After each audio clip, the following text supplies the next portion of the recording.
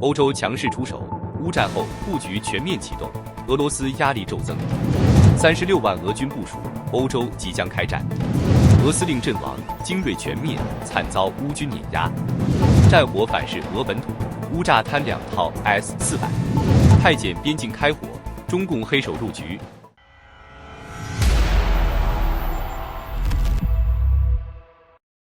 如果你以为乌克兰的战争停火只是在纸面上签个协议，那就大错特错了。12月16日，欧洲给出了一个震撼信号，不仅要让乌克兰在战后活得更安全，还要确保俄罗斯为战争付出代价。就在这一天，波罗的海3国和北欧5国在芬兰赫尔辛基开了首次东翼峰会，宣布成立新的军事联盟，明确承诺若乌克兰战败，俄罗斯继续推进，他们毫不犹豫地参战。别小看这些小国，爱沙尼亚和立陶宛甚至拿出了 GDP 的2%支援乌克兰。加上英法德波荷等老牌援乌大国，这支联盟简直是援乌界的钢铁战队。同一天，欧洲又迈出历史性一步，乌克兰和35个国家在荷兰海牙成立了国际索赔委员会，签署了设立乌克兰国际索赔委员会公约。荷兰首相迪克舒夫说得很直接，如果我们不能为数百万遭受侵略之苦的乌克兰人伸张正义，就等于给新的暴力敞开大门。世界银行也算了一笔账，未来10年，俄罗斯可能需要支付的赔偿高达5240亿美元。别以为这是形式主义，按照国际经验，这类委员会只有在战争结果基本明朗时才会成立，一旦启动，赔偿和战犯审判可一点都不会少。不仅如此，军事层面的动作也正在进行。英国首相斯塔默在议会答问中透露，为持续支援乌克兰，英国牵头成立了一个自愿联盟，已经制定了覆盖陆、海、空3大领域的具体军事行动计划。这意味着欧洲在乌克兰战后安全安排上，已经从口头承诺和原则性讨论，转向了真正可执行的军事规划。这个联盟由斯塔默和法国总统马克龙联合发起，目前有大约35个成员国，包括欧盟国家和部分非欧盟盟友。它的核心目标是在美国的配合下，为乌克兰建立一个长期、稳定、威慑力十足的安全体系，而不是停留在外交声明上。斯塔默强调，联盟运行有2条主线：政治上，各国领导人定期协调，确保立场一致、行动同步；军事上，由专业规划人员制定针对性作战方案，兼顾乌克兰自身长期战力建设。陆海空各领域的军事计划目前已经基本成型，目标明确且可操作。至于英国地面部队是否会驻扎乌克兰，这个敏感问题，斯塔默没有回避。他表示，形势需要的话，部署地面部队是可能的，但当前首要任务仍是推动达成一份公正、可持续、真正保障乌克兰安全的和平协议。他补充道，历史经验告诉我们，缺乏强力军事支撑的和平协议往往难以维持，很多曾寄予厚望的和平安排最终不但没阻止冲突，还引发了更严重的战争。欧洲还在筹划战后大幅增强乌克兰军力，这次不是临时援助，而是长期战略布局。核心目标是给基辅提供接近北约第5条式的安全保障，包括在乌境内部署欧洲军队，持续共享美国情报体系，同时保持乌军长期规模约80万人，即便是和平时期也不大可能削减。西方承诺持续提供武器支持，而欧洲军队主要负责空中和海上安全。简单来说，乌克兰的安全不是靠纸面协议，而是靠真正增强自身战力。欧洲方面也完全理解这个逻辑，安全高度绑定，就不可能随意削减军队。在这种背景下，英国还宣布了一项大规模防空援助计划，投入6亿英镑，帮助乌克兰提升冬季防御能力，重点是击落更多俄罗斯无人机。换句话说，从陆、海、空到金融与法律，欧洲正在为乌克兰构建一个全方位、多层次、长周期的保障体系。你想停火？没问题。但停火不是妥协，而是在强有力的安全后盾下换来真正的和平。以上消息释放了2个信号：一是战争赔偿不会含糊，俄罗斯必须付账；二是战后乌克兰的安全不容折扣，欧洲已经提前把棋子摆好了。对于基辅来说，这既是保护伞，也是实打实的底气；对于莫斯科来说，压力骤增，未来的每一步都将被国际力量紧紧制约。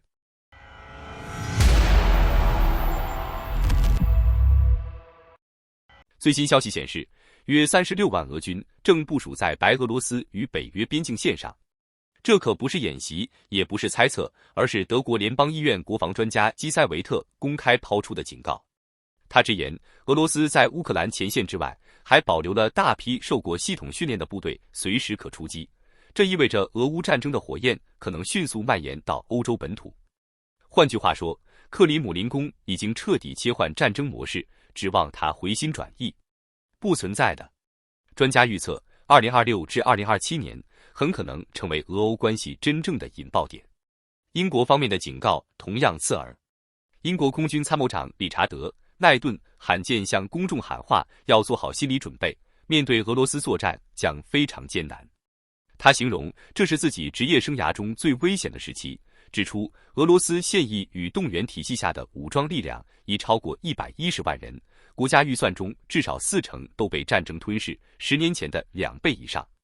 把德国议员的数字和英国将军的判断拼在一起，你会看到一幅清晰的画面：美国视线逐渐外移，欧洲站在风暴前沿。而这一次，警报不再只是军事内部的低声提醒，而是整个社会的倒计时钟声。与此同时，战场之外的经济压力也在同步撕扯俄罗斯。12月16日，多家欧美媒体报道，俄罗斯乌拉尔原油价格跌至每桶40美元，为战争爆发以来最低。这不是短期波动，而是制裁持续挤压下的割肉求生。能源这根长期支撑俄罗斯财政的主力柱子正在松动。战场上的变化同样剧烈。德国国防部长皮斯托里乌斯在拉姆施泰因模式会议上确认，德国将于2026年初向乌克兰移交大量响尾蛇导弹。原本用于空对空作战的武器，经过乌克兰工程师改造后，成功转化为地对空防空导弹，战场上的实用价值大幅提升。这也再次印证了乌克兰在极端条件下展现出的技术整合与创新能力，在战争中不光靠数量，更靠智慧。俄罗斯面临的压力不仅来自战场与援助，还被迫在周边国家的经济与政治空间内收缩。12月16日，摩尔多瓦总理蒙特亚努宣布，将在20天内没收位于基辛讷乌国际机场的俄罗斯卢克石油资产，理由是其未能完成资产出售要求。一个人口仅200多万，长期对俄罗斯保持克制的小国，公开翻脸，直接没收资产，这本身就释放出强烈信号，对莫斯科的恐惧正在被现实利益和安全考量取代。黑海方向同样雪上加霜，乌克兰无人艇在新罗西斯克港重创华沙之歌级潜艇。俄方虽然试图通过电视台视频否认损失，但很快被网友识破，视频背景中出现的积雪根本不可能出现在新罗西斯克港。这段移花接木的辟谣掩盖不了现实。被击中的潜艇是黑海舰队仅剩2艘潜艇之一，而另一艘又无法发射口径巡航导弹，意味着俄罗斯已基本丧失从水下对乌克兰本土进行远程打击的能力。更致命的是，土耳其封锁海峡后，其他舰队根本无法补卫黑海。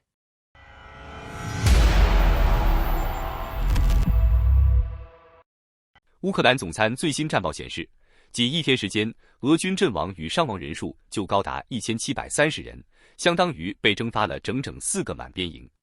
从12月16日开始，俄军北方集群再度在苏梅方向发起进攻，而且是典型的兵分2路。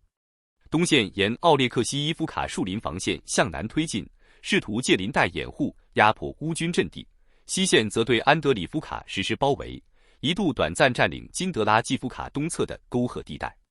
但战果来得快，去得更快，在乌军无人机与炮兵火力的覆盖下，俄军很快被迫撤出。随后乌军组织反击，却发现俄军已提前加密火力区，只能暂时止步。从卫星影像来看，俄军在苏梅边境1天只向前推进了3.84平方公里，却付出了极为高昂的代价。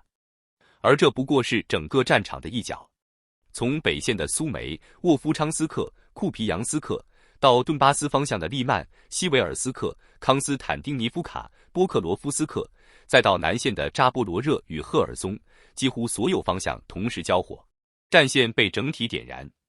很多人不理解，为什么俄军偏偏选择在严冬发动这种近乎赌命的全线进攻？答案其实并不复杂，战场正在为政治谈判加码。俄方试图用进攻态势向美乌、美欧释放压力信号，迫使对方在谈判桌上让步。但问题在于，政治叙事需要战果支撑，而现实战场却完全不配合。俄军的后勤体系已经捉襟见肘，前线大量使用骡马、拖拉机、手推车，甚至直接征用和掠夺民用车辆补给。而乌军则在困难地段启用了无人运输系统，勉强稳住补给线。更荒诞的是，在顿巴斯部分地段，俄军甚至再次尝试骑兵突击，在现代火力面前几乎是瞬间覆灭，成为数字式进攻的又一个讽刺注脚。波克罗夫斯克方向的战况尤其惨烈，俄第76空降师一支40人的突击队试图切断乌军补给线，在波城西北3.5公里外的赫里申定居点附近，遭乌军无人机群伏击，40人全部阵亡。作为俄军最后战略预备队之一，第76空降师投入战场不久便损失惨重。虽然名义上属于莫斯科卫戍部队，被称为御林军，但其人员构成中，高官与富豪子弟比例偏高，实战能力与光环并不匹配。该师下属121团与122团的损失尤为严重。更残酷的是，在波城市中心的近距离交火中，俄军信号旗特种部队遭遇乌军特种分队，后者投入了短吻鳄反器材步枪。这款14.5乘110毫米口径的武器，有效射程可达7公里，在2500米距离即可击穿轻型装甲，直接肢解目标，又被称为霸王狙。这已经不是控制战场，而是明确的清场信号。与此同时，乌军第4特种作战特遣队在乌达齐内北部矿区实施了一次几乎教科书式的行动，实现零伤亡清剿，击毙20余名俄军。第7军团也通报，俄军持续从波克罗夫斯克西郊向赫里西内渗透，并向米尔诺赫德东南施压，但乌军通过切断路线，炮兵与 FPV 无人机协同打击，逐一粉碎这些企图，并开始主动扩展通往米尔诺赫德的后勤走廊。就在战线高强度燃烧的同时，一条尚未得到官方确认，却在俄罗斯舆论场持续发酵的消息，开始释放出更深层的信号。不久前，因完全控制库皮扬斯克而被普京亲授金星勋章的俄西部军区司令谢尔盖·库佐夫列夫上将，疑似于12月13日殒命库皮扬斯克前线。从授勋到消失前后仅4天，这个时间差本身就说明了问题的严重性。更具讽刺意味的是，泽连斯基随后亲赴库皮扬斯克视察，直接让俄方以完全控制该城的胜利叙事当场破产，沦为2025年开年以来最大的军事笑话之一。截至12月16日，俄官方仍未就库佐夫列夫的生死做出权威说明，但俄媒空间已大量流传其英勇阵亡的说法。俄罗斯杜马方面也确认，西部军区司令已由叶夫根尼中将接任。关于库佐夫列夫的结局，目前主要流传2种说法，一是自刎，2是被乌军击毙。无论哪一种，都指向同一个现实：俄军内部正在承受巨大的结构性压力。这并非某位将领的个人失误，而是一个长期依赖谎报军情、迎合高层预期的体系正在反噬自身。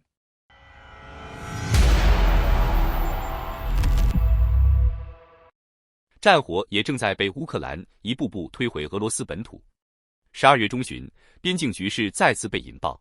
乌克兰特种部队突袭俄罗斯别尔哥罗德州。这一次不只是象征性的越境打击，而是直接对俄军核心防空力量下手。据前线军事记者披露，当地时间12月14日，乌军特种部队突入别尔哥罗德耶夫卡地区，迅速向俄军控制区推进，并锁定一支 S-400防空系统车队发动突袭。短时间内，乌军连续放飞6架攻击型无人机，对目标实施饱和打击。随后流出的视频显示，俄军防空阵地升起浓重黑烟，至少2套 S-400发射装置被摧毁。这意味着号称俄罗斯防空之盾的核心装备再次在本土遭到重创。面对这一画面，俄方军事频道迅速否认别尔哥罗德被攻破，坚称战斗发生在边境交汇处，并宣称所有无人机均被击落。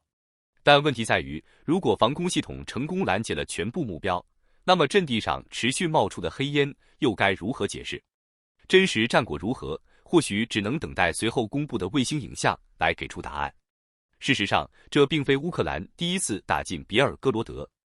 今年9月和10月，乌军就曾多次越境行动，甚至一度在当地建立有效据点。别尔哥罗德、库尔斯克、布良斯克这些俄乌边境要塞早已成为乌军反复敲打的对象。尤其自2024年以来，乌克兰明显调整作战思路，将更多战火引向俄罗斯境内，迫使莫斯科在后方安全与前线作战之间疲于奔命。几乎与此同时，乌军远程无人机再度南下，奔袭俄罗斯克拉斯诺达尔边疆区，目标直指库班和潘斯拉维扬斯克附近的炼油厂。当地居民证实，厂区周边发生剧烈爆炸，即便在远离炼油厂的住宅区，也能清楚拍到刺眼火光照亮夜空。能源设施再度被击中，意味着俄罗斯在经济与战争支撑层面同时承压。而在国际层面，支撑乌克兰持续作战的外部齿轮也在加速转动。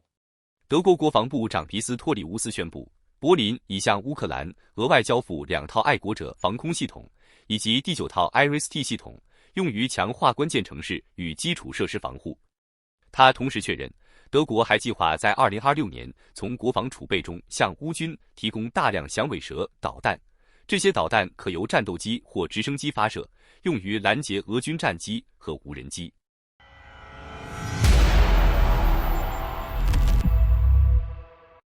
最近，泰国和柬埔寨的边境再度陷入紧张。泰军多次派出 F-16战机对柬埔寨境内目标发动空袭，两国情绪剑拔弩张，连宗教势力都被卷进来了。令人意外的是，泰国军方还特地发布了一条中文声明，解释冲突缘由，让不少网友纷纷猜测泰方为什么要用中文发布。有分析认为，这背后可能是想对柬埔寨背后的支持者中国传递信息。毕竟柬埔寨境内有不少与中国官员相关的电诈园区，泰方希望在展现武力的同时，避免误伤北京的敏感神经，打狗还得看主人的心情。也有人开玩笑说，用中文发布声明还能防止中国媒体乱翻译，激发国内民族情绪。值得注意的是，此次泰柬冲突在中国媒体报道中较少出现，但近期大量中国网民涌入泰国驻华使馆微博留言，对泰方轰炸柬埔寨诈骗园区表示感谢。有网友评论称，以前我瞧不起韩国，但看到他们去柬埔寨解救被困园区的人，这次也向泰国致敬。实战方面，泰国军方出动 F-16轰炸，使用集束炸弹，柬埔寨则用火炮反击。泰军甚至缴获了柬军使用的中国制造 GAM-102L2 反坦克导弹，泰方表示已安全入库。媒体评论指出，这反映出中国正在渗透东南亚安全格局，同时也暴露了柬埔寨军队在训练和组织上的缺陷，即使有装备，实战能力仍有限。另外，柬埔寨皇家陆军几乎全线装备中国制造武器，有视频显示，他们在作战中使用了北方工业研制的 TULZ-87自动榴弹发射器。这款35毫米班牌级支援武器自80年代末服役以来，战场上并不常见，但在本次交火中被用于前线支援。12月15日上午，泰国空军对柬埔寨班迭缅吉省发动空袭，据称 F-16战机投下的炸弹在学校附近爆炸，目标区域距离边境约70公里。视频中可见，许多小学生惊慌逃离校园，手中仍拎着书包，场面令人震惊。泰方数据显示，12月7日至14日，柬埔寨军队损失包括82个哨所、12辆坦克、10辆装甲车、175架无人机以及至少505名士兵。但这些数字仅为泰方单方面统计，具体情况仍需核实。12月15日，泰国陆军总参谋长在接受公共电视台采访时表示，泰方将通过打击柬埔寨军事设施，削弱其战斗力，采取一切必要手段，使柬埔寨在相当长时间内难以对泰国构成威胁。这一表态基本勾勒出冲突的走向，地面作战将主要局限于边境争夺制高点与摧毁军事据点，而空军则负责对武器库、燃料储备和其他军事设施的打击。泰国在达成军事目标后才可能考虑停火谈判，这意味着冲突可能持续一段时间，而柬埔寨难以有效反击。好的，感谢您一口气看到最后了，这是对我们最大的鼓励和支持。要看最全面、最及时准确的战场热点报道更新，就请每日锁定新冷战情势。如果您喜欢我们的节目，也请您点赞、留言、订阅，把视频分享出去，让更多的人看到这个节目。想要赞助我们的朋友，可以打开超级感谢打赏赞助，帮助我们能持续做出更多好节目。谢谢大家。